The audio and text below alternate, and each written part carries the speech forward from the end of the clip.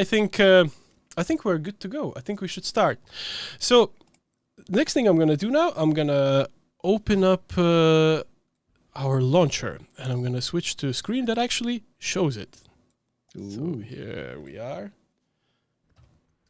Grand reveal. This is our launcher. So from now on, when you start to interact with Notch, when you open Notch, this is a thing that will greet you, and it has quite a few handy things for you there lined up. So anything from your projects that you've been working on to tours and samples. And I'll allow you gentlemen to talk more about it because you were working on it hands-on. There's a lot of good stuff there. Yeah, there's loads of good, cool things here. I like most of this stuff is we've built it, so it's just easy for you guys to get into projects. So depending on what you want to do, you'll open up your either template or your sample project, or you'll open one of these things you're scrolling through now.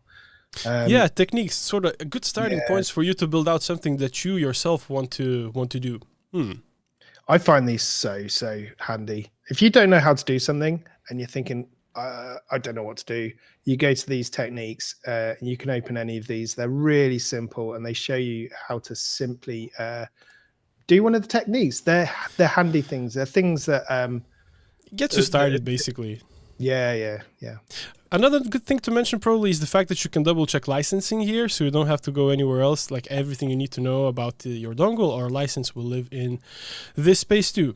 So, but with that said, I don't think we need to spend more time here. We might as well go directly to Notch. And here we are. For most of you, this is probably looking very familiar.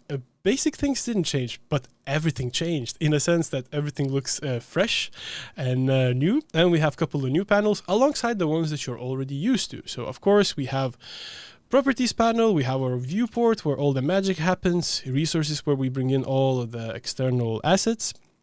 There are a couple of new tabs like Assets and Materials. More on that later. We have our node list where all the fun stuff is created, or with what we create all the fun stuff. And of course we have a node graph. Rootboy changed a little bit. Now we have a different type of a pin here, left, right, and center. And we have extra panels, so we actually can see our compositions directly in the node graph. Not only we can see compositions directly in a node graph, we can hide it from a node graph as well. And I appreciate that I have a rather small screen here in the stream, so I'll just free up as much space as I can for the node graph. And we have quite a few things that we want to cover today. And I think sensible thing would be to start with rendering. What you guys think? That's a very good start, yeah. I'd definitely go for that.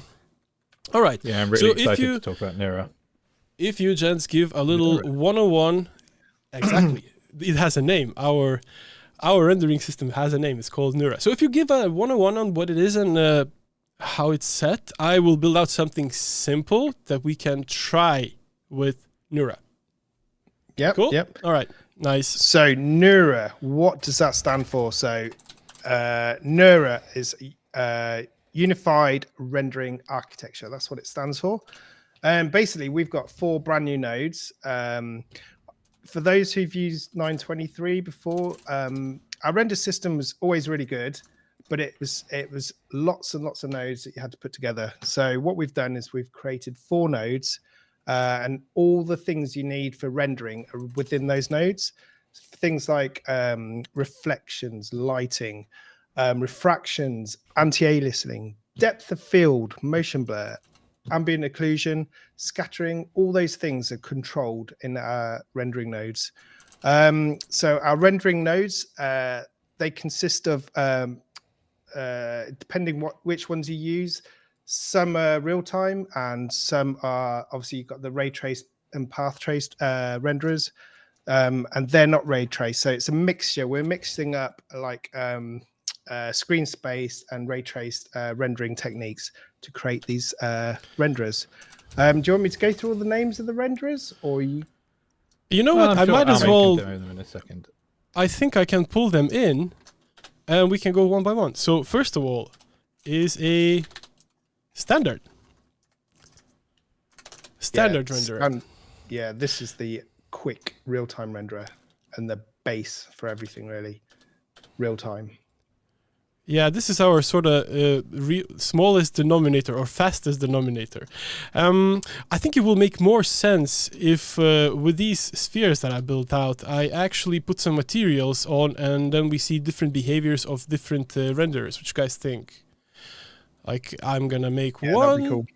I will make one metallic, for instance. So let's get the material. I'm getting a material, plugging it here. And let's say you are from now on metallic. Then I'll take this one and I'll make this perhaps to a glass. So the reason you're doing this as well is to show that they're unified. So these renderers, each one does the same thing. So you flip between the renderers and you'll see that the metallicness, the reflectiveness, all that kind of thing, that stays unified between each renderer when you've actually set it up. So basically the renderers, they are biased and unbiased for both real and offline use. So the unbiased is tailored towards physical accuracy, whereas the biased allows you a bit more creative freedom to do what you want with lighting, things like that. But the idea is these renderers, they look very similar using slightly different techniques. So as you go from the standard render right up to the path tracer, you'll see the quality change because they're using slightly different techniques, but they all work throughout whatever you're using. So as we climb through the steps, now we're in a hybrid, you will notice that the change is seamless. So basically you flick a node and now you're in a higher capacity rendering node where you have more options and more trinkets to play with. We're not going to go deep into every single setting that you see here. As soon as you're going to open and get your hands on this, you will be able to play around with it. But basically the idea is that you have super fast real time, then a little bit more demanding on a system real time, and then offline renderer, which is super fast, and then offline renderer, which is super accurate. So moving forward, that would be a smart tracer, the one step above. Yeah. And there we see the smart tracer working. This is where you're getting into path tracing, things like that. Yeah, and properties works across the board, like something like global illumination. You can expect this to be available in all the denominators, maybe aside of the standard renderer. But something like faked glass, for instance, is definitely there in the smallest one. And as it climbs, it becomes more and more accurate and real. So, fake glass is awesome. I love it. If you do real-time things, you save and shave wherever you can. Yeah. So, this is the path tracer. And as you see, I'm just sort of flicking back and forward through every single one of them as I please. One thing to mention, they are mutually exclusive. You would never use them, two of them at once. So you always use one. But you can always choose one or the other independent of where you are in your process. Yeah, basically, if you stack them up like you have now, whatever's top of the hierarchy will be rendering. All the others, you can turn them all on at once, but only the top one will render. Yep, pretty much. So I appreciate that this doesn't look really that impressive because we have a very simple setup. So with that said, I can actually show this by flicking through some scenes that has just more going on. So the very same thing applies here. Look at that. This is our standard. Smallest denominator, and I'm quite chuffed with what it looks like. Then we can go to the hybrid, then the smart tracer, and of course then a path tracer.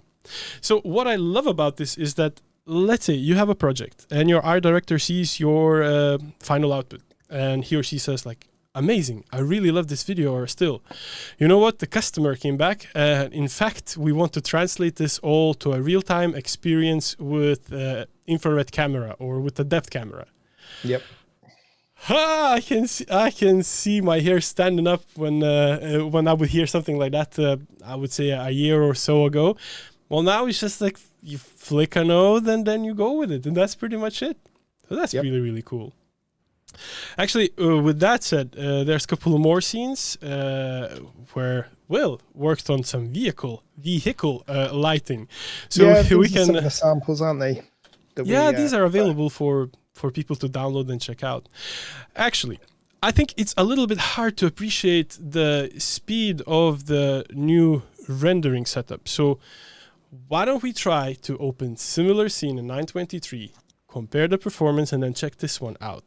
Now, mind you, we have a way now to preview basic stats of the scene running. So we have 800,000 unique tries, meaning that one of these statues is around 800,000 in digits, in the polys.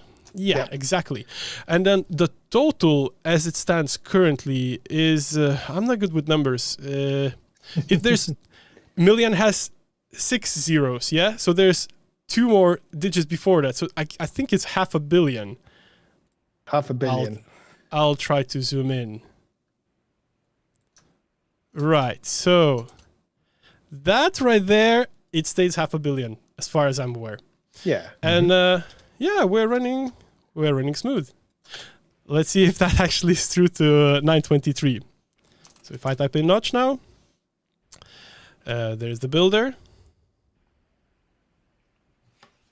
I'm gonna minimize this, I think, just in case. Give 923 the best chance. Yeah, true. And there we go. This right here is what I can afford with 923 without chugging too bad. So I have 1, 2, 3, 4, 5 instances of these clones.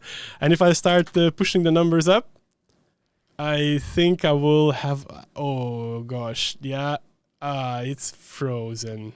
Yeah, you tempted so how many clones was that? Yeah, I played with fire and it backfired. I can tell you exactly how many clones. So if I set this now to 50, what we had there was 40, let's see, 41 million. We had 41 million there. And of course it capped out. Can you do the same with a hybrid and run it real time? Yeah, I mean, that just proves the point that you can choose any renderer you want and it's still gonna run. So there we are. Nice. Yeah, if you set the hybrid to ray trace, it will be even faster. Yeah. But I'm a big fan of path tracer though, so I'll stick with that. Actually, I'm pretty sure we can push it a little bit more. So if I have 700 now, I might as well do 1400. And are you going to try and hit a billion? Alive. Is that your plan? I don't think I need to try. I think I'm already there. So that's something we definitely can do with that's Notch 923 before. Yay! Amen. And it still runs. It still runs. Amen. Now go to the hybrid and put it on the ray trace mode. I really want to sort of put it on ray trace mode first. Okay, I like to play with fire, but I'm gonna bring it down a little bit and then I'm gonna switch to hybrid. Yeah. And you want me to do what? To put it on the hybrid into ray Yep. trace. It's gonna be super fast again. There we go. Yeah. Still just as good. Still just as nice. There we go. Very little difference actually. I mean, of course there's difference, but in many respects it's very little difference. Happy days. Okay, so we could carry on talking and bragging about this rendering because I'm excited about it and you guys can talk for hours and talk people's ears off about it. But I think this is the time to perhaps talk a little bit about quality of life improvements in the node graph. Ooh, I like this. I actually was hinting a couple of the things that I want to bring up now while I was building that simple scene. So I'll share my favorite and then we can go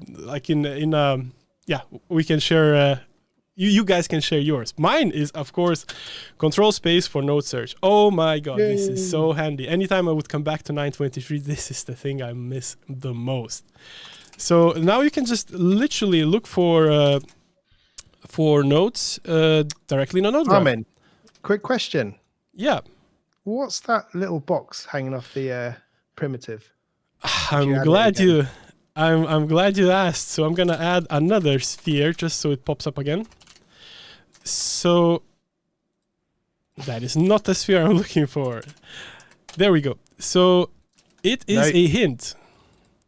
It is a hint. We can call it out. We can call it out by clicking on the output, or it's actually suggested the first time you bring in a node. Since I was bringing it again, Nice. yeah. So this is really handy for new users because it's not uncommon for a new person to come into Notch, see the overwhelming number of nodes and the new UI, and be a little bit lost. Like, oh my God, where do I start? Where do I start? Where do I go from here? So this really helps, and actually there are a bit more complex hints. They're available too. So if I type in something like particle root, connected to the root, point renderer, and primitive emitter. So that's is that? So does that run? Yeah, that yeah, is running, there it isn't is. Yeah, it is. So, okay, then another challenge. Can you get a particle system running any quicker than that? I'm glad you asked. So I'm gonna disable. I'm gonna disable this, and I'm gonna type in a simple particle system. So this right here brings the whole setup, and we call this cluster. So basically, it's a small group of nodes that work together and is handy to be reused time and time again. And I think the best thing about it is, which Ryan appreciates most, is that the users will be able to make their own clusters, which makes life really easy for quite a few people who do repetitive tasks. Now, I can see myself doing setup, like technical setup for a particle-based video effect like IMAG, time and time again. So this just makes my life easy. I literally can type in IMAG, send. That's it. And in fact, that doesn't stop there. The cluster does not necessarily have to be set up with more nodes than one. In this case, let's come back to the primitives. Let's go back to the roots. Beforehand, we had shape 3D as our primitive. Now it's called primitive 3D. So you can pull in primitive 3D, and its default type will be sphere. But if you want a plane, you actually have to go. You have to go to type, choose plane, and do your thing. Well, not necessarily. You can easily just type in plane as well, and you literally will get the plane. What about a box? Well, I'm pretty sure that's the same arrow? thing. Now you're pulling my leg there. Oh, so look at that. yeah, you can get an arrow as well. Basically, you can set up a node to your preference and save it as a cluster, or you can set up several nodes and save it out, and it's just gonna totally work. So it's a very nice way of saving time. And every second or every minute saved is every minute spent on doing something more fun, like actual design instead of rigging scenes. That's another thing why I actually appreciate the new rendering setup. So beforehand, if you would to do something with lighting, you bring in a light, you make sure that the shadows are on, go back to the root, put on the third rendering, so on, so on. So it's crazy. Now it's just one node, and off you go and do your designs. On that note, amazing. I was going to say it's amazing how quickly you get used to these things as well. Once you have them, you do not go back and you miss them. You get so spoiled. Like for instance, spaghetti is a real deal. So if you don't like spaghetti, now there's 3 options for you to fix your spaghetti. You can go in the line, you can go descending from top to bottom, or of course, if I had more nodes, this would make sense. Grid. So this helps, and in between the nodes, you actually have a little marker here to allow you to choose how do they distribute. Another thing, I'm not even sure if we had that before, but basically, if you hold Shift, you retain the link. Lovely. Nice. And I see Will asking, but Armin, what happens if I want to add a null in between those 3 shapes? Good question, Will. Or each one separately. So if you hold Control and drag a node in between nodes that are befitting, you will connect. Yes. Okay, Armin, another trick. Yeah. So add the 3D primitive to the null backwards. Can you drag from the input of the 3D primitive? Oh, well, let's grab a new one. Backwards. This is exciting. Yeah, now there is... Yep. Now there is a way to connect back and forward. That again is a little a quality of life improvement to allow you to do, well, be more flexible. Let's put it maybe this way. On that note, if we're talking about cleanliness or tidiness of the node graph, I'm going to add another primitive, and I'm going to show you what we call, how do we call that? We call that embeds? How do we call that? Oh, embeds. Yes. Embedding. Embedding. So if you have a messy scene, Well, Yeah. not messy. If you just want to make your scene a little tidier. I mean, there's always a reason to have a ton of nodes, and not all of the Yeah. nodes are necessarily necessary to be visible in the scene at all times.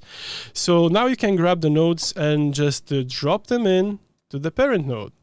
There you go. That's an embed. Nice. Now- So how do you get them to show again? It's just you press plus and minus, and then you get inside. And inside here, you can actually make a lot of edits. So this becomes sort of like a space, like a node contained from nodes. I don't know if that's a good way to call it. Well, you're basically creating your own nodes here. Yeah, Great. pretty much. And it doesn't stop here. There are very many cases where, let's say, a team has a senior notch designer, and then there's several juniors that perhaps can do a grunt of work, but they don't necessarily know notch that well. So I would see a senior designer setting up these kind of setups and allowing juniors to go further with that. Why and how? Well, not only you can put things inside of a node, but you can actually expose things. So for instance, I want to expose the shape type. So here's a little drop down, expose to asset. And I want to expose perhaps, let's say, a color of this one, expose to asset. So here I can, of course, rename and group things. It kind of works like exposing nice. things for media server. But here's the magical bit.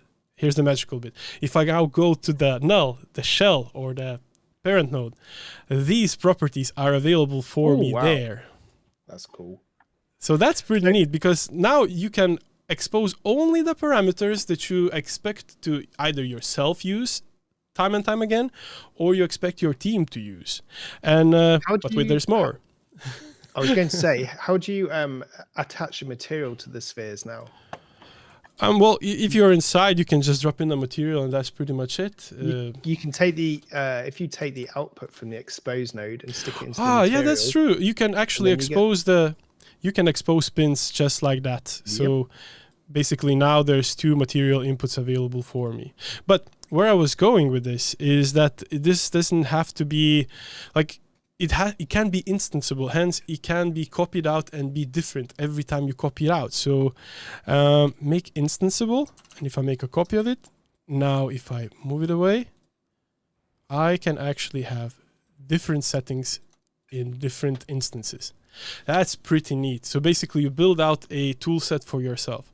And the most fun thing of all is that not only you can do that, but you can actually save it on your hard drive. So basically you can build out a tool that you can use time and time again and share it with your colleagues, friends, and customers. You will go to your hard drive, whatever you defined it should be. It can go on a Dropbox if you're working in a cloud setup or whatnot. And of course, you will be able to find it in your assets and materials. So these are the 2 new tabs that are available for us. Now, my assets would be the place where I would be dropping my stuff that I made, but I'm happy to say that our guys in the team, Will and Adrian, and I think Ryan, were busy doing some handiwork and fixing up some things that perhaps will come useful in everyday use. Anything from lighting to 3D models to even video effects is available there. So is materials. So this is ever expanding library. It's there for your use and your pleasure. Yep. I think one good thing to demo. Sorry, go ahead. After you, Ryan. No, after you, Ryan. I was just going to mention one thing that would be good to demo with the instances. If you expand one quickly. Yeah. And so just this is move around. Are they both instances still? I can't quite tell on this video. Yeah, one is instance and one is just a regular one. Okay, so duplicate the instance one just very quickly for me. Sure. Move it around. And then just expand it and edit it in between. I think it's a really good point to show that like both of them move. Because the internal of an instance node is what's being instanced. The internals of it are copied, but the top level stuff you can still change. It can still be unique. So you get sort of a blend of both worlds. Whatever you exposed is a unique thing. Whatever you are editing, that's a thing that is inherited by every single instance. Good point, Ryan. Good point. Okay. Anything else we want to mention in this space? Node graph advancements. I think the only thing we've missed so far is actually just the alignment tools of being able to collect things and say, put it in a grid for me. Well, we did that, but you're right. I did do that, sorry. You're totally right. We didn't mention the search. So the search actually became a little bit more handy as well. Okay, let's see what I have here. For instance, randomize effector. I want to find the randomize effector. I press Control F, randomize. And I'm actually highlighting the very node that I'm looking for. If you give... That's quite handy, let's be honest. Especially if you give unique names. Even if it's not unique, as you see, it actually just finds whatever it's corresponding with that name. So it's really, really nice. So with that said, I think we can talk a little bit about pinning. So what do I mean? What do I mean when I say pinning? So one thing that was very prominent in 923 is the fact that if you have a node graph and it consists of several nodes, which it always does, when you go to the timeline, that node graph becomes overwhelmingly rich. There's a stack of 30 or 40 entries as a node, and you're just lost trying to find whatever you are actually looking for. So now, in Notch, you by default don't really see much aside of the node that is being selected by default. So for instance, if I now select these three and come back to the timeline, I can see that these three nodes are highlighted for me. So for those to be sticky or to be available for me at all times in a timeline view, there's three things I can do. Anytime I alter their timing, they become sticky. Anytime I put on a keyframe, I'm gonna grab one, for instance, this one, and come back. And let's say I'm gonna keyframe this value right here. Now it's there forever for me to see, or until I actually choose not to see it. And the third option for seeing it or not seeing is by going here to this dropdown and saying disable time segments or enable time segments. So there's three ways to make sure that you see your nodes in a timeline view. So this makes life much easier because it becomes much tidier. I'm pretty certain if you're doing a lot of keyframe work, there's absolutely, well, I cannot say no reason, but very little reason to see rendering nodes or certain nulls. It's just a clutter. So this literally resolves that. But at some point, that too will become cluttered because you're gonna add more and more and more and more. So to trickle down more to the setup, that's where the pinning comes in. So I already have permanently visible all of these nodes. I can then come back to the node graph and say like, well, in this specific time, I only want to work with these two. They are already there, but I want to work just with them. So if I press P, they are pinned now, and I can actually see the pin icon, and it's actually stating for me here in the UI that I can unpin it. So if I now come back to the timeline view, there is a eye icon. And that right there highlights only those pinned nodes. So there's two ways. You just pick and choose, and if you alter them, they're visible. Or if you really want the granular control, then you go for pinning and you do your crazy and fun work from there. So I'm a person who enjoys a lot modifiers. I do most of my animating with modifiers, but my friend and colleague Ryan is an avid keyframer. So should we talk about keyframing and curves? I think he should be the one explaining it. So go on then. Sure, I'm happy to go drive for this one. So, so this is a very short animation I made maybe a year ago while I was testing some of this stuff. And you can see already, just coming to this view, you're already like only seeing the relevant stuff that you'd want to see within the timeline. Just the three objects that are actually being keyframed. If we switch to the curve editor, you can see this is a pretty common problem you'll have when curve editing, is you'll have your rotations going in like the thousands of values, whereas your like position might be going between 0 and 1, or in some cases like even smaller.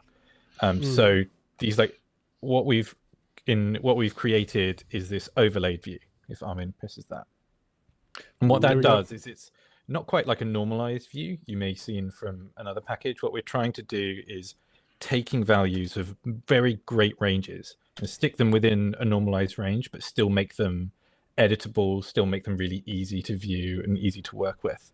And we're really happy with the way this works now. As you can see here, the rotation is at the same scale as your position, and it's all really easy to scrub, really easy to go and edit things and pull things around. And actually, speaking of editing things, another great thing to mention is the Bezier handles now. We've reworked our Bezier handles so they are much easier to interact with. It's just basically click and play like you would use or maybe used to in other packages. We've added auto clamps so you can just place keyframes and it will automatically figure out the right strength those keyframes should have. A lot of really simple stuff that just makes it so easy and pleasurable to work within the keyframes. I'm messing about with this one keyframe, and I can hear Ryan having a little heart attack. Crying. What is he doing to my nice animation? It was so nice until I took over. Yep, apologies. I'm just playing around. Sorry. So, anything else? Another thing that I was going to mention is the transform tool. So what the transform tool allows you to do is select a bunch of keyframes and retime them or rescale them. On that note, I think we can go for the auto tight fit as well. That's my really preferred helps. one as well. Yeah. But you can see now we can retime all of our nodes, and the interpolation stays the same. The timing is just being pushed forward and back. You can also rescale them. So if you had a bounce that you wanted to be a little bit higher, you can push them all up and it will scale all of them, including their Bezier handles. It will just moves proportionally. It's so much easier to actually play around with. I think the last thing I would mention is probably your favorite new addition, which is for people who hate keyframing properly. There's easy Bezier. There's easy ease. So I'm gonna stand for my tribe. Not that some people hate keyframing. It's just sometimes you just want smoother animations, but you don't want to bother to go to nitty gritty of every single position. So that's where the easy ease and easy in and easy out is really, really handy, extremely handy. So can we then roll back a little bit to the timeline? And well, there are a couple of things to mention here too, actually. I can lead on that, or I can start on that. First of all, when you see keyframe properties, you see one of the two types of the keyframe. So it's either diamond shape or double diamond shape. So what does that stand for? Well, basically, this indicates that not only there's a keyframe, but there's several keyframes. And here you have a whole list of what's actually keyframed in that specific node. So in this case, it would be position Y and rotation bang. And if you trickle down lower, you actually see a mini curve editor. So if you're doing just a fast work on your keyframing, well, this is sort of most handy view, I would presume. When you go for refining and really getting into the nitty gritty of it, then you probably switch the curves and you go nuts for days, hours, and whatnot. So I'm gonna carry on just ruining Ryan's copying animation. And pasting your keys there. Yeah, sorry, I'm messing about. Anyways, I'm gonna leave it be, and I think now. Did you want to cut any of the time bars up at all? Cutting time bars. Actually, good point. I would have skipped that. Good that you reminded me that. So cut tool. That allows you to cut up the node. So this is probably, in my book, the easiest way to explain it or make it relevant is in a video world. So let's say you apply the post effect on all of the composition, but you want this to look like a glitch. Perhaps there's some kind of a tinting going on and you just want it sporadically to come on and off. So you just cut it up and then you choose to delete bits and all of a sudden decide they're there or not. So that's one way to use it. And there's plenty more reasons to go for it. Yeah, it's great for turning things on and off, isn't it? Animations, modifiers, all that kind of stuff. Post that's effects, sort of lighting. The fastest way to get there. Like you don't need to struggle, and of course, you don't get abundance of nodes. It's still the same node. It's just the visibility being cut or its rendering being cut.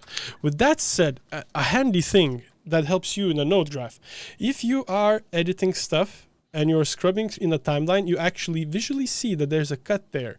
In a node graph, you will not see that cut, but what you will see is a hash out. So in this case, this indicates to me that at the current moment, this node is inactive. It's active, inactive. That's really handy. I appreciate those kind of reminders because the most horrible thing that happens is when you're in a heat of a battle, doing some graphics with a tight deadline, and you lose the track of what's going on and what's visible. So that's why there's so many little tools that allows you to pin, make things visible, cut, and then hash to make sure Copy, that you know paste. exactly where you are. Exactly. Nice. So, Armin, did you mention the yes. mini curves? Yes, he did. Yeah, I did. Oh, I good. can come back to that very quickly for just 1 second. Let's see. Pinning. There we go. Curves and keyframes. Oh, yeah, of course. There's the mini curves.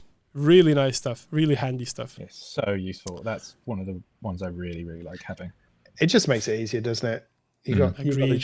timeline open. You can just quickly make things a little bit smoother and move on. Agreed. That's what I kinda make. I'm thinking now, where do we go from here? There are a couple of things in a viewport that makes life easier. You can actually pick and choose things in the viewport now. That's kind of nice. I already did that, so I don't believe that's very much necessary to be shown. I could add a primitive. I'm going to go to the blank. This is just easier to demo with. I'm going to add a primitive here. This is another one of my favorites. Before I show the placement tool, I'm going to show you that the pivot points is customizable now as well.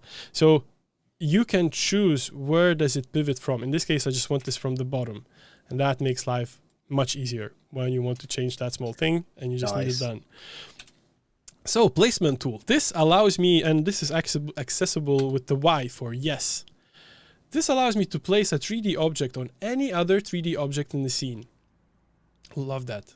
This is great. Cool. Another maybe worth mention thing is the fact that we have stats. You already saw that.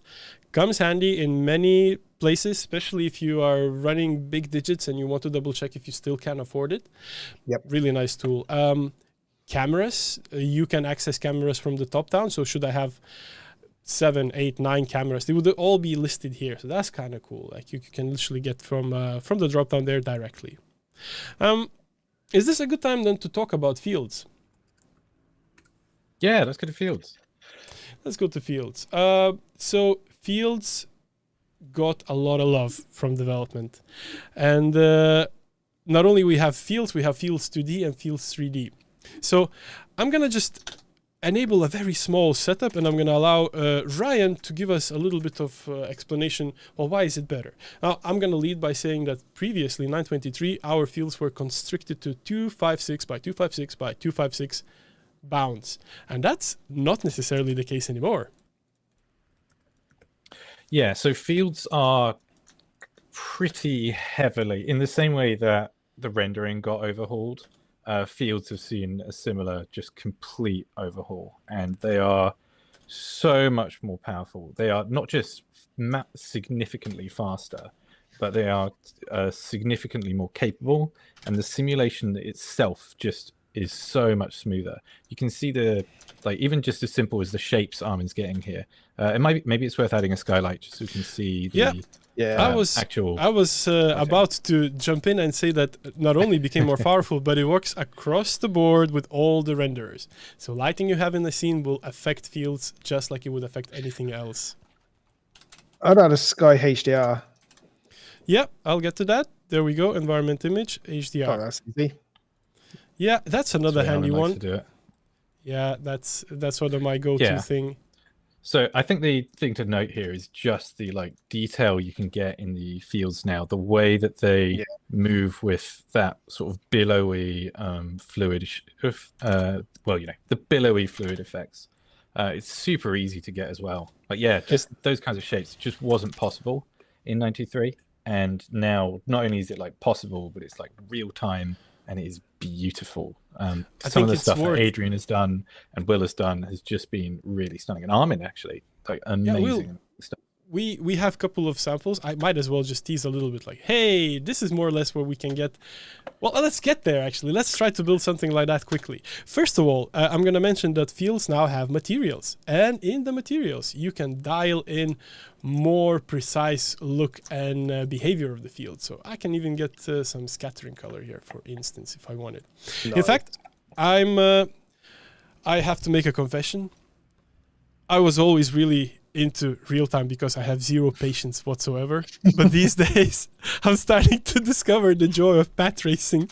So I'm gonna add a path tracer. I know you're addicted now, aren't you? I'll be honest, like I find myself using path tracer quite a lot. But you know what? Look, when I'm working, there's no difference if I'm working with hybrid or path tracer. Well, that's the whole point, isn't it? Exactly. So that's why I don't feel taxed or that I'm losing time or effort by going to a rendering option that is historically something that you have to sit and wait for. So all I'll quickly say is that scene you put together there, that would probably been a 10-minute slog to get to that point with the fields and the rendering and everything else on top, and you've done it in a few seconds. Yeah, that's a fair way to put it. And actually, let's push this a little bit. I think the beauty of the fields and anything in Notch starts to pop when you start to mix things. So let's make a small particle system and then translate that to fields and see how that goes. So I'm gonna add a particle root. What do you know? There's some suggestions for me. Where can I bring? And that actually, both of those nodes are valid for what I want to do. So I'm going to disable the field root. And in the particles, I'm going to make sure to go for a very, very small number. I don't need more than 64. I think I want something like turbulence. So I'm going to add turbulence. So just so we have some motion in the scene. And in turbulence, I'm going to set it to repel. Cool. Now I want to connect. Yep. No. I was just going to go back to the particles. With those hints, it's brilliant because even if you don't know how to build a particle system, you can build one. It's all there for you. It just hints. Every time you make a new connection, there's more hints. I'll be honest, this panel is significantly more times closed in my work environment than open these days. Because after a while, when you use Notch, you kind of know the nodes you're going for. And if you need a node or you don't know how to use it, it's very likely you're going to get a hint on what works with it. Another hinting system, which we inherit from 923, but it's still valid to mention. I'm going to add a particle emitter. Another hinting system that we inherit is the light up of the plausible inputs. So just notice, I grab a particle root and the input here lights up. So I'm going to connect it there. And there we are. I'm going to get rid of this primitive emitter. It works. It's alive. It doesn't look pretty, though, so we can address that. Particle radius. We want more of that. Yes. BTR. Better. In a primitive emitter, I think I'm going to reduce the particle life. We don't need those to live that long. And then I'm going to add a collision. Primitive collision effector, because I want this to be encapsulated in the sphere instead of just hitting the walls of the bounds. So sphere, let's make it bigger, because bigger is better and more is more. There we go. I need to invert it, of course. There we are. And now we can just change a couple of properties in the field renderer. I would say that we want this to dissipate faster. So I'm going to increase the density dissipation and velocity dissipation. And in all fairness, it shouldn't live at all times. So I'm going to use math modifier to put this particle emitter on and off. So math modifier, primitive emitter, and there's emission rate. That's what I want to drive. Setting it to 0. And the math modifier, I want this to be a square. So we have a very lovely graph showing exactly what's going on. I'll just make it slower. It's born. Now it's dying. I guess we want a little bit more of the density dissipation. Well, I could go for hours here, so you're going to have to stop me at some point because you are keeping track of time. One more thing we could add, and I know that Ryan, for one, is avid fan of it, is shading node here. Not only shading nodes works with 3D objects and materials, it actually works with fields too, which is pretty neat. Yeah, so, this is one of my favorite combinations at the moment. Those of you who are on the beta Discord will have seen it recently, is using shading nodes to, after the simulation has actually been run, you can build these extra effects that layer on top of the shading system. And you can create these really impressive sort of like extra details that would take a long time to simulate, but by adding it on top, it just is really, really beautiful. Armin, could you try and tweak the density a little bit? Just like soften it a little bit. Yeah, absolutely. I'm a man on a mission. I'm gonna do one more thing, and I'm good to go. Clone scale. There we go. Oh, you're getting some clones in there as well. I was just about to say that myself. So, wait. Out a bit. What was the thing you requested, right? Density. Where do you want to just change tweak that? the density a little bit. It's as the field hits the edges, it's quite hard. So, you know what? It's a little bit. It's working quite well there now. Yeah. Again, let's do like looking into a galaxy. Yeah, do we have time to? Actually, let's not mess about with this anymore. We have a very lovely scene that Adrian built. So let's just look at that. This is pretty much similar technique that he used. A little bit different, yet similar. And look at that. It's running wild. We can zoom in closer. Oh, this is lovely. This is nuts. Yeah, it's an Adrian scene when it's like almost a fisheye camera in the middle. Yeah. Let's make it real time, because why not? There we go. Yeah, this is crazy. So I would, whenever you have an option to get your hands on 1.0, I would say Fields is a fun thing to play with, hands down. One of the most popular things in our small cluster of people who are using it. But I personally am heavily invested in deformers. Are we good to talk about deformers now? This is one of your favorite topics. You do like the deformers. I do love deformers. Especially the new ones. It's like you get the generic 3D model of something that looks somewhat all right, and then you can make it into something really weird and really fun. So let's say that this is our starting point. And let's say this is our finishing point. So I'm just going to show you a couple of my favorite new deformers.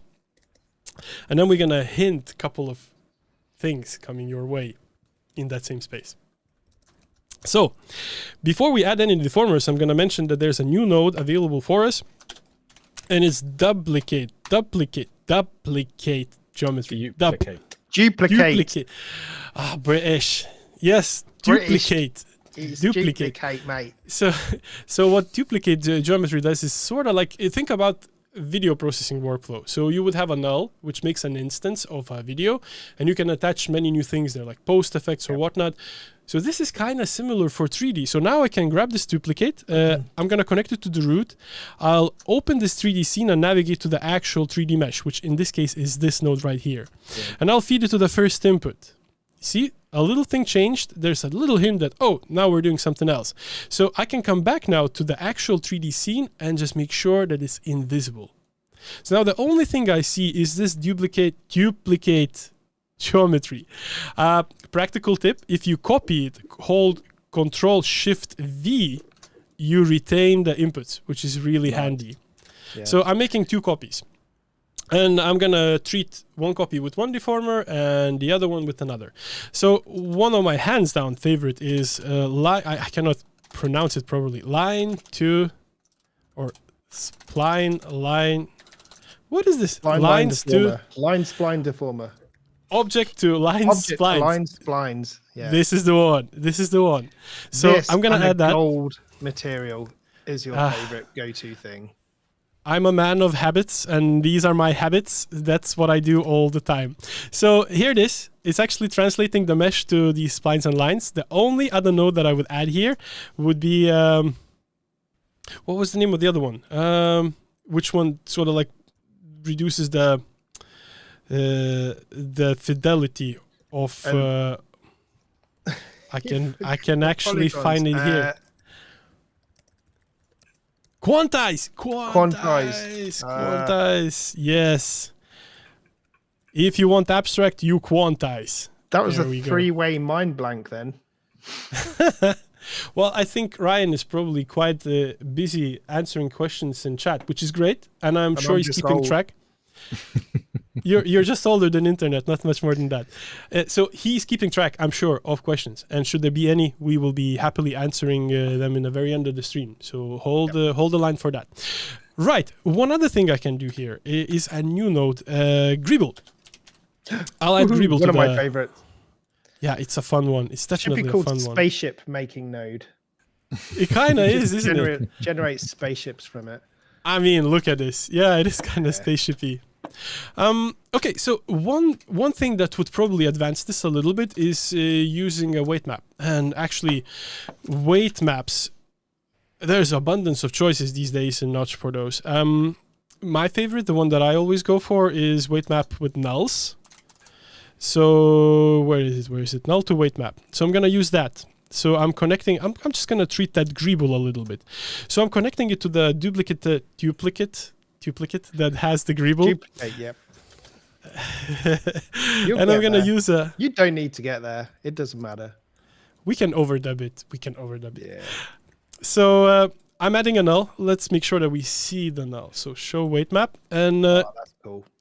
it's working, but I think I can make it more visible. So I'm going to just condense it a bit. So I'm going to put a lot of gain. And I'm going to just tweak it till I find something that I like. No, not offset. Gain is good. Sharpness.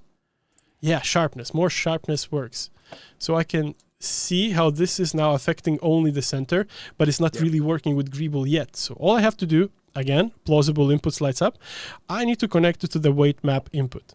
There we are. And now it's definitely taking effect.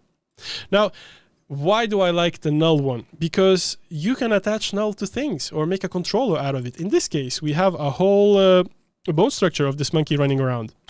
So I might as well find something that I can attach this null to. Yeah, like null static at the moment, isn't it?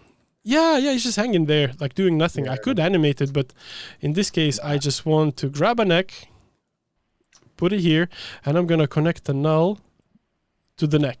And now, of course, I have to rescale it a bit. But here we are. Nice. Job done. Yeah, because that takes on the properties of the neck, doesn't it? So if that's smaller, it will shrink. Exactly. So I'm going to disable the visibility of weight map.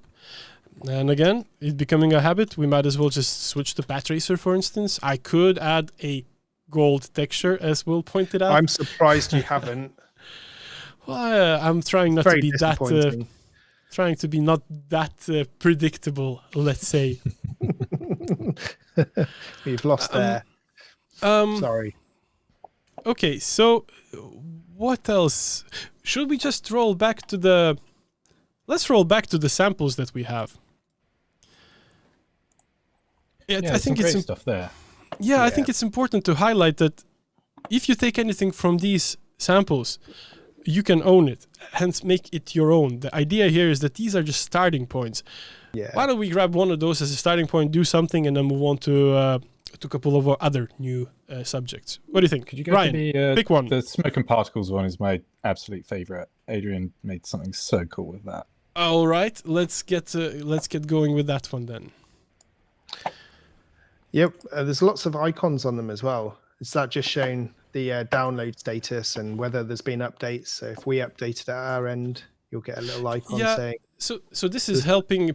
This is addressing people who perhaps are not used to watching tutorials or courses. They just want to get hands-on. Yeah. There is no better way to get hands-on than have a sample, just break it apart and make it your own. Now, I'll just come back to the deformers very quickly for one specific reason. Our team, especially Ryan, actually, is working lots and consistently in making our manual handy for you. So the deformers has a very nice section where it shows all the new stuff and how it looks and how to use it. Since there are a lot of new things, I just strongly recommend checking it out and give it a spin. I'll leave it at that. It's very pretty now as well, Ryan. You've done a good job there. Thank you. It was you're welcome. Good effort, and we'll be applying it to all the other nodes as well. You're welcome for all the help we've provided. Well done, mate. Really well done. Okay, what can we do here? First of all, let's make it expensive. Thus, let's make it path traced. So I'm going to add a path tracer. All right, that works. I think that is the problem, though, isn't it? We've made these nodes so easy, we can't stop you path tracing your scenes anymore. Yeah, and where before, and we could. And again, but now you just like add one node and you're done. I'm not actually taxed for this, so I'm chuffed to use that. So, clone to particles. I'll do exactly what I did before, but I think in this scenario it will look better. So I'm gonna add a primitive. I want some emissive spheres, and I'm gonna pipe these particles here, and I'll give more, and I'll make them smaller, and I'm gonna play back, and it's there. I probably want to connect this particle system instead. Yeah, that's much better. A little bit more still, and let's make it emissive. Emissive material. There we go. And let's turn off the lighting. Make these brighter and emissive-er. Yes, look at that craziness. Nice. How about null and then a camera? Another thing that I really like to do, and I'm not the only one in the team doing that. I'm just setting the camera to the current view. I like to set the zoom factor quite high so it looks a little bit more isometric.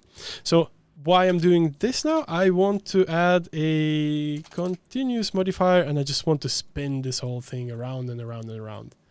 There we go. All right, this is working. Let's give it some speed, maybe 20. I'm gonna bring back the lighting, but I'm gonna bring back a skylight in this case. I just want a hint of lighting.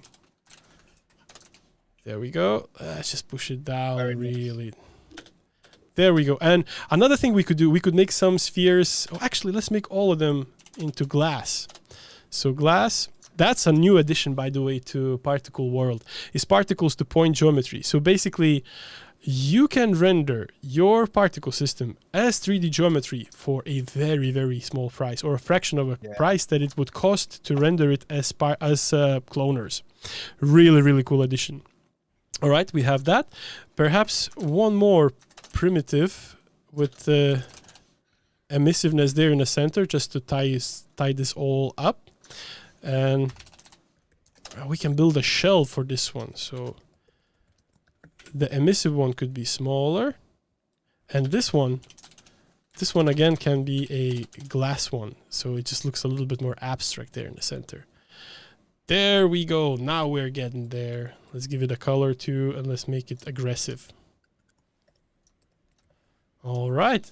Maybe red is not a good choice, but you see where I'm going with this. Yellow. I guess you're getting. Yeah.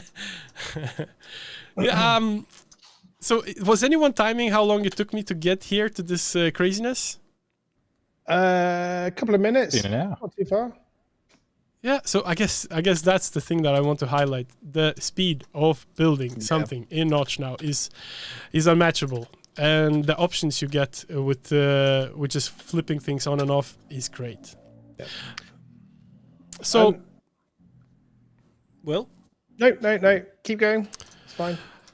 I think this is the time to mention something that we ourselves are very excited about and currently testing in-house, and it will be available for current beta users in a good time.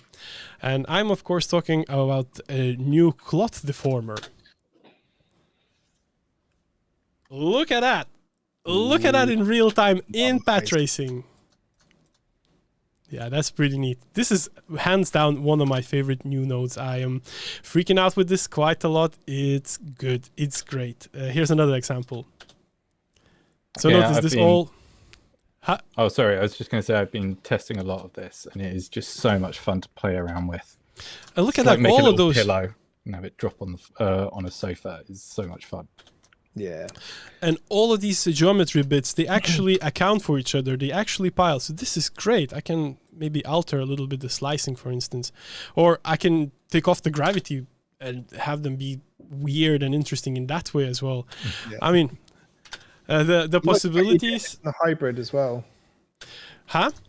You're running this in the hybrid as well. So this is all real time. Well. Yeah. This is absolutely 100% real time. Another cool thing coming users' way is something related to After Effects. Now, After Effects is a standard. After Effects is an industry standard tool, and a lot of us actually use that in our daily work. So it kind of makes sense that you could take advantage of Notch in After Effects. What do you guys think? Ooh, do it. Yeah, I'm gonna open a simple scene. I'm going to export it as a block, and I am going to put it in After Effects, and we will run it there, because our development team is working on After Effects plugin for Notch. That's actually fun. Okay, so what can we do? I'm gonna grab this cylinder, for instance. Should I just... Yeah, why don't I just expose the position Y? I'll do that. And exposing is done by just clicking on this little triangle here. So in 923, we would have a question mark icon here. Now it changed to a little drop down and expose to block. So that's done. That's good. Here's my position Y. I think I can... Well, I'll leave the range as it is. And I'm going to do something simple. Maybe a glitch effect of sorts. So digital block glitch. I want to control that in After Effects. So blend amount. And expose to block, and something very obvious that we would see straight away. So a tint. So I'm going to set that to red. Blend amount, expose to block, off. All right, I have things that I want to control exposed. I can go for project, compile, block for media server use. And I'll call this, first of all, I'm going to drop it on the desktop, I think. I'll give it a fancy name like Blockity Block. I'll save it. I'll give it a moment to save out, and I'm gonna go. Avoided the obvious Blocky McBlock face. Oh, how many people will get that reference though? That's a British thing. That's a British thing, isn't it? You named the boat like that or something, didn't you?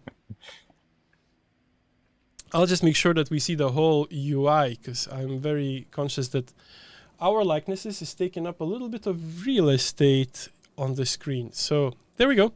So all I have to do... be taking up more. Oh. I'll... actually, that's super huge. I don't need that size of a composition. So I'll just make... I'll delete this. I'll make a new one. We don't need 15,000. 1920 by 1080 is just good enough. Full and fit. So what I have to do now is just make a solid, and I can apply notch block directly on this solid. And once I do, I'm prompted with my options. The only or the first option I have is to load it. So I'm going to do that. And once that loads, then whatever we exposed is available for us to interact with. So in this case, it would be the position. It would be the glitch effect, and it would be the tinting. And very it's actually running real time in frame in After Effects too. So that's pretty wild, I think. Excellent. Yeah, hopefully this saves a little bit of time and effort for people who are used to After Effects as their daily driver. I'm a strong believer that you need to mix and blend tools and find the best tool for what you do. And gradually you will trust one or the other to do more and more tasks. At least that's what happened to me with Notch. I started to play with it. I fell in love with it. I swear by it. It makes you more powerful as an artist as well at the moment. Yeah, so especially that path tracer. Yeah, but that's the reason why I chose it in the first place. Look, the fact that you have to wait for things got me so frustrated. Let's say you have 90 frame sequence, yeah? So in a traditional rendering tool, you see the first frame, you maybe check 45th and the 90th and everything in between. It's like fingers crossed everything is all right. It's never all right. Something is 5 pixels off or too bright or too dark. Well, here you tweak until you're content or you run out of time. You don't run out of time because you need to render. You run out of time because you're tweaking and fixing until you're, well, done or happy with it. And that's the only industry that has that issue. Like, think of the musician. He just plays. He can refine the riff or chord until he's super chuffed. We have to sit there and wait for rendering. With Notch, you don't have to do that. With Notch, you don't have to do that. And our path tracer is fast to a point where the very same rules of engagement applies. Thus, I enjoy it. Okay, so I'm by now running out of things that I wanted to present. Ryan, what do we have as questions, if any? So I think one of the things that came up was talking about 2D workflows. Armin, do you want to give a short demo of one of our 2D samples, one of the 2D root samples? Yeah, we can open that up. Let me find something. Which one would be a preferred one? This? Not the Brandon, the other one, the first one, the red one. Yeah. Yeah, that probably shows the specific sort of 2D sort of setup. This is our new 2D renderer, almost, isn't it? It's pretty good. Yeah, it's sort of it's an option for people who just want to composite in 2D. They cannot be bothered with 3D because that's not the brief and necessity. So everything goes under the 2D root, and you have image planes there. You can use text. You can use post effects. Yeah, I would encourage you to check out this setup right here. So if you go onto the 2D root itself, we can actually set the 2D root to pixel space or screen space. So if you go between normalized coordinates and pixel coordinates, they're completely different. So for instance, those shapes down there, I think they're like 100 by 100. Those they're 2D primitives. They're all quite big. We've got our own anti-aliasing. It's very much like the path tracer, this as well. Or well, no, sorry, the renderers, the rest of the renderers where you've got anti-aliasing, things like that. You've got coordinate space and everything. While we on that subject, sorry, Will, I interrupted. That's right, no. Please. I'm going to quickly mention a thing that we didn't mention. You can actually bring in assets. You can bring in resources directly to the node graph. So if you have something that you want to use, you can just drag it in from the Windows file structure and it's going to come in. So in this case, I'm dragging in a image or a texture. And one thing to mention about that is that we have a new mode in texture, which is a pip, which allows you to pip and preview things directly in a viewport without taking over the whole space. This is taking over the whole space. Brilliant. Yeah, where'd you get that from? My wife. I'm pleased to say that this is done by Adrian, and this is not an AI image. This is handcrafted with Photoshop. Oh, this is a real image, is it? It is. It is. I can't wait to see the comeuppance for this gamble. Yeah. Don't worry. At least so 2D, my likeness. So the funny thing is that Will cannot mute me or do anything about this. I'm just gonna carry on. But on a more serious note, importing things in 1.0 is actually way nicer these days because we have the whole resource inspector. Yeah. So whatever you're bringing in, you can actually double check here. Actually, it's going to make more sense if I go into a file that just has more stuff in it. For instance, to this car one. Scene with the 3D car and things. Let me try to find some, well, for instance, this 3D model. Yep. So I can preview it, I can put on the grid for the size reference, and I can set the size, I can set the pivots, rotations. If it's a texture or if it's a video, I can trim it. Was that an accident? Of course it was an accident. Yeah, so I hope this gives a little glimpse in 2D and the fact that interacting with incoming data is easier these days. Ryan, back to you. Anything more? Okay, Heath Saunders and a couple of other people mentioned using the renderers within render to texture. I'm not going to say we have to build a demo for that because that'd take a little bit of work, but I just wanted to mention it, that the goal of that workflow is basically for each render to texture, you'd be able to give it a unique renderer. So you could have one renderer running in the standard renderer, but it's just supplying a texture to your path trace scene. That kind of setup is going to be the goal. There's other stuff we want to do there, but I don't necessarily want to give away too much today. Just know that WIP. There's a lot going on there, and we'll see when it comes up. All right. Anything else? Yeah, we had a few questions that came in through the messaging. Okay. I think through email or through something. I can't remember how exactly we set it up. But I just want to run through a couple of those. We gave people an option to send in a question via form. So yes, the form. Yeah, the form. Yes, thank you. Yes, so one of those questions was talking about the shading system. So obviously we demoed it already. Yeah, but look, it's never a bad thing to bring it up again. Why don't we just put it on a car, for instance? I'm going to open this setup and we can maybe put some shader on the color channel here. What do you think? Yeah, go for that. Fractal noise. Your go-to here. thing, fractal noise. You love that as well. Truchette and fractal noise for life. That's just how it is. The thing is, you've got to love other nodes now because you lost your voxel cone. If I had a little candle, I would hold it up in my hand now. A voxel cone. Developers told me that developers told me that voxel cone joined the rest of deprecated nodes in the node farm and is never to be seen again. I was very upset. And then I saw new options and I thought I got a bit more chuffed because there's just better things now than voxel cone. Yeah. But I used it a lot. In 9.23, voxel cone is great. In 1.0, you just do not need that at all, to be honest. No. Yeah, so, well, this is shading on a model. Of course, there's more properties that you can run it with. We spoke that it's on fields, applicable on fields. You can, of course, pipe it to different inputs here, but that's the gist of it. You just grab a shader and you connect it to the material. And is there any specific thing we can highlight about those, Will? You mentioned something that these are 3D textures. That's probably the best way to... Yeah, they're sort of 3D textures, aren't they, basically? Just move it around. Huh? I'd just say like move it around and stuff. You can see how it's conforming around the surface. It doesn't. This is not like a projection. Well, you know, with textures, you have to project them through a surface. This is just a 3D sort of generated effect. It's so cool. Look at that, I made the car faster. Yeah, I made the car faster. Okay, cool. Do you what want else? to play with the, have you got any glow nodes in there? Do you want to play with, like the physical glow? Oh, actually, good question. We can check out the glow as well.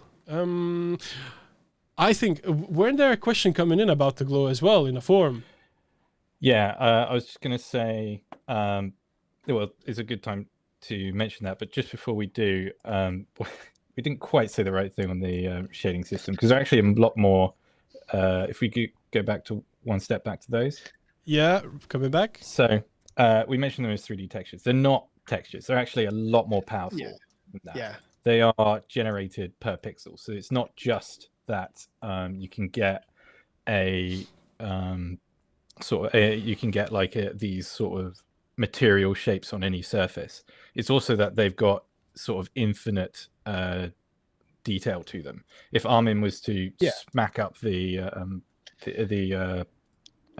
detail or like fractal noise on it, the scale on it, you could zoom right in and you could still see all that detail, although from further away it would get very, very busy. Just thought that was worth noting because it's really it's good that you did mention that. I mean, it's important to be correct about things we're presenting. Oh, it's 100% correct, but it is a nice, beautiful texture, isn't it?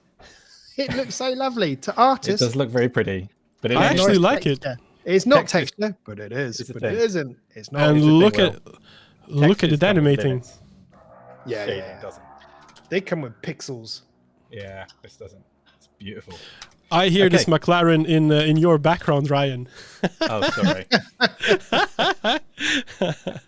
But okay, so that glow thing, it came up as a question.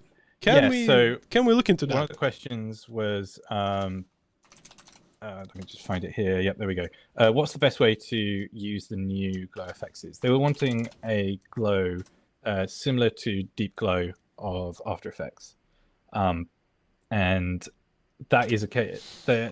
That's a case where actually this deep glow node actually does a pretty nice job of. Yeah, it's basically a new glow system. So you get this right here. Shapes. This right here hopefully gets you to a place where the alternatives gets, and you can tweak it out to your liking. I mean, it's quite powerful and it's quite neat. I'm showing it with the primitive. We could probably drop it on something more complex. Yeah, can we put it on something, not just a sphere? Let's do something really cool. Of course. So I think it might already be on that, to be fair. More is more. Doubling up your glows. More is more. More is more. There you go.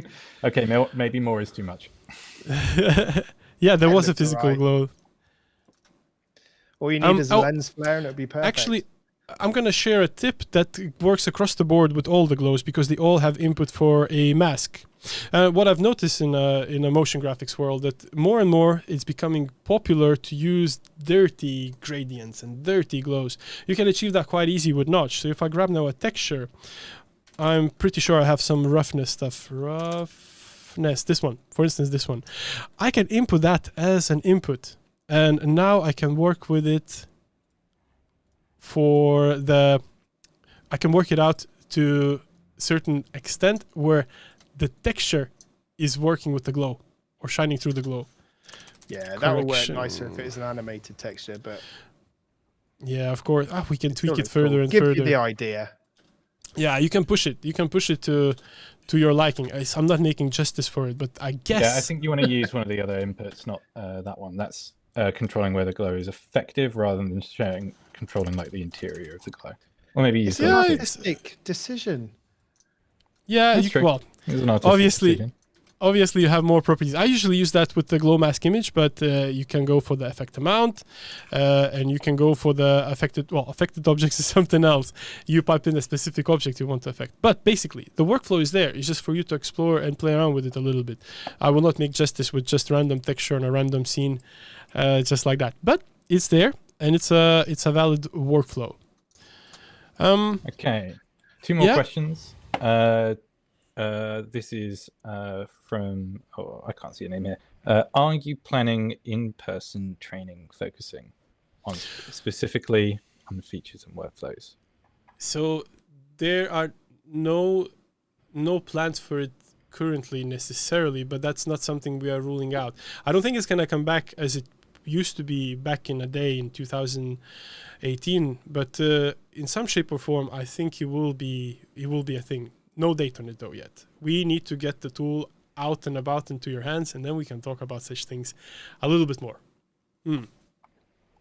Yeah, it's something we're discussing at the moment, so not much we can say about it. One other question, just wants to know more about the color spaces workflow and how to implement it properly. That is such a broad topic. I don't think we can cover that fully in this stream today, but we can just sort of very quickly point out that, from 1.0 within the root node, you can control your color spaces, both the working color space and the output color space. So you have full control, input and output. And after that, the workflow is generally the same as other traditional packages of you have to maintain that control going in and going out. But so long as you know that workflow, it's a really powerful really powerful we support tool. it.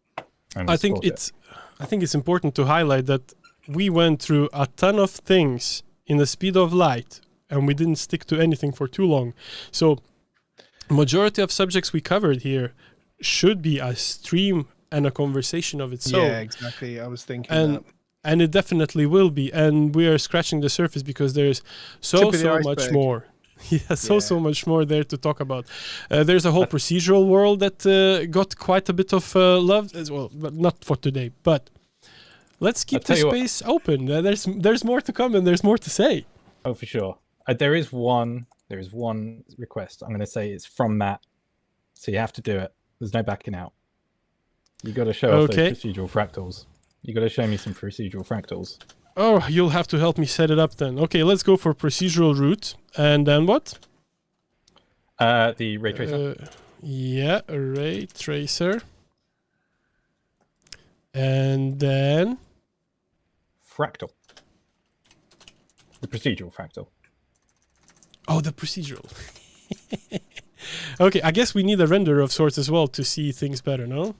That's the fractal noise. It's the procedural fractals or something like that. Fractals. Yeah, there is a fractal. Yeah. All right, there it is. This node. Let me put some shading. I'll be quick. I'll be quick.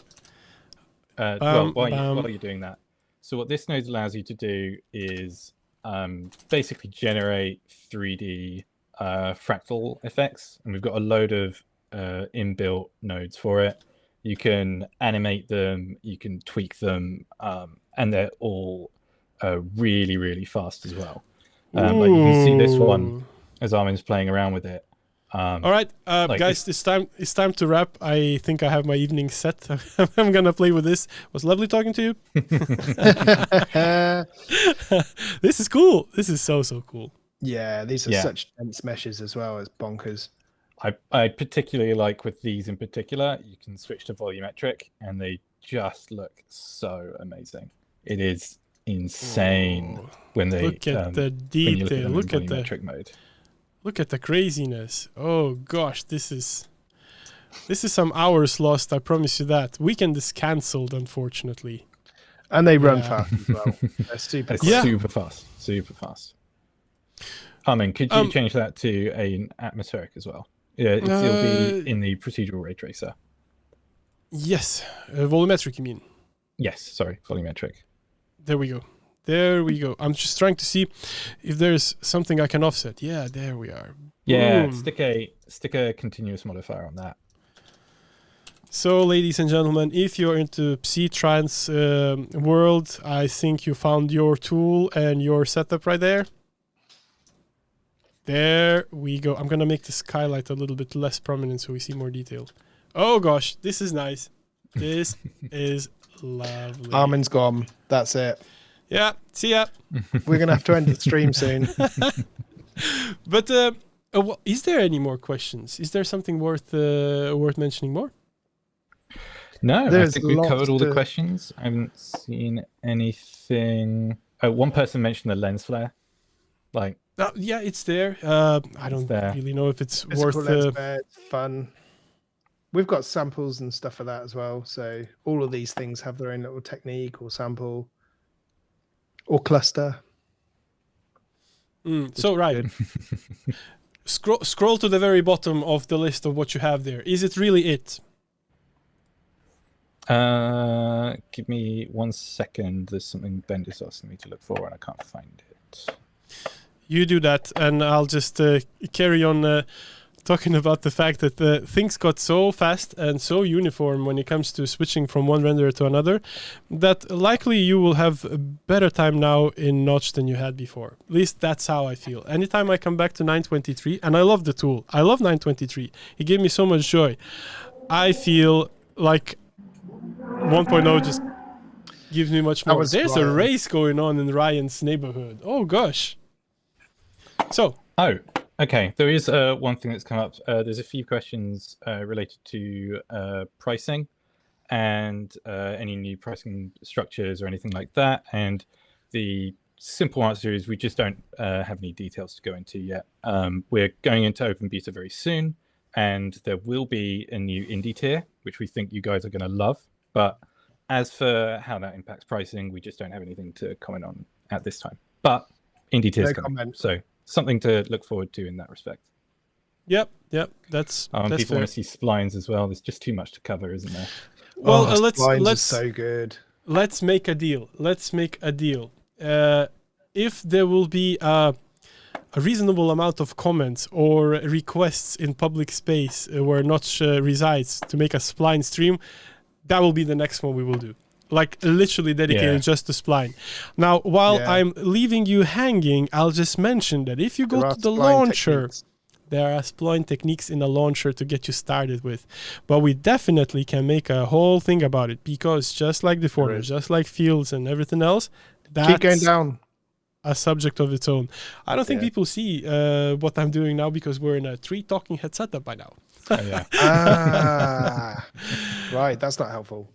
All right, but I think we're closing into the very end, and I really appreciate good folks who sticked around till now and watched us blabber about something we feel passionate about, and hopefully you feel too, and maybe you tried it already, maybe you're planning to try.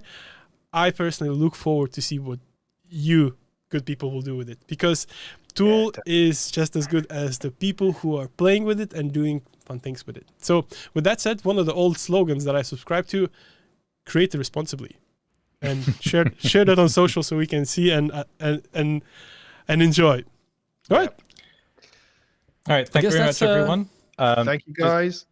Open beta coming soon. Look out for it. And we'll be adding more people to the closed beta soon, even sooner than that. So access to Notch 1.0 is coming to you very, very soon. Watch this space. All right. Thank you, and see you next time. Goodbye. See you later, guys. Bye.